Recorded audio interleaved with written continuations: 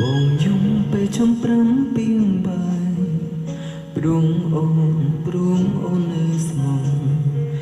តែឆ្ងល់ហេតុអ្វីចិត្តមិនអាចថាយក្តីស្នេហ៍ធ្លាប់មានបានឡើយពេលនេះសោត្រឹមពីងអាណិតឲ្យចិត្តខ្វល់ពីត្រានត្រាមិនហ៊ានប្រាប់ថាចិត្តអស់ស្នេហាស្នេហ៍ត្រូវធ្វើបែបណាចង់ប្រាំពីងថាបែកតែចិត្តមិនហ៊ានមិនក្លាហានប្រាប់ការពិតខ្លាចអូនឈឺផ្សាព្រោះដឹងថាបេះដូងអូននឹងត្រូវឈឺខ្លាំងប៉ុណ្ណាពេលឮពីងថាបែករំខ្លាចអូនយំពេលបងសំបែកខ្លាចទឹកភ្នែកអូនស្រក់មកដោយការឈឺចាំតែបើទ្រាំមិនហ៊ានប្រាប់យើងរត់ឈឺខ្លាំងជាងនេះព្រមបង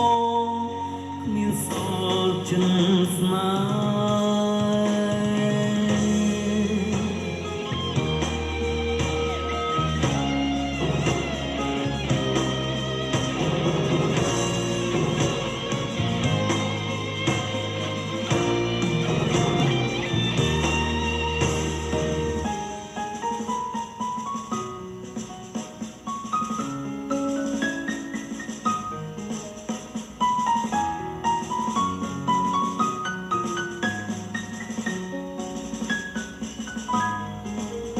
បងយំពេលចង់ប្រាំពីងបាយព្រួងអូននៅស្មងតែឆ្ងល់ហេតុអ្វីចិត្តមិនអាចថាយ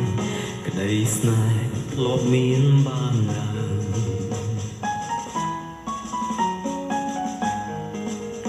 ពេលនេះសោត្រឹមពីងអាណិតឲ្យចិត្តខ្វល់ពីត្រានត្រាមិនហ៊ានប្រាប់ថាចិត្តអស់ស្នេហាស្នេហ៍ត្រូវធ្វើបែបណាចង់ប្រាំពីងថាបែកតែចិត្តមិនហ៊ានមិនក្លាហានប្រាប់ការពិតខ្លាចអូនឈឺផ្សាព្រោះដឹងថាបេះដូងអូននឹងត្រូវឈឺខ្លាំងប៉ុណ្ណាពេលឮពីងថាបែករំខ្លាចអូនយំពេលបងសំបែកខ្លាចទឹកភ្នែកអូនស្រង់មកដោយការឈឺចាំ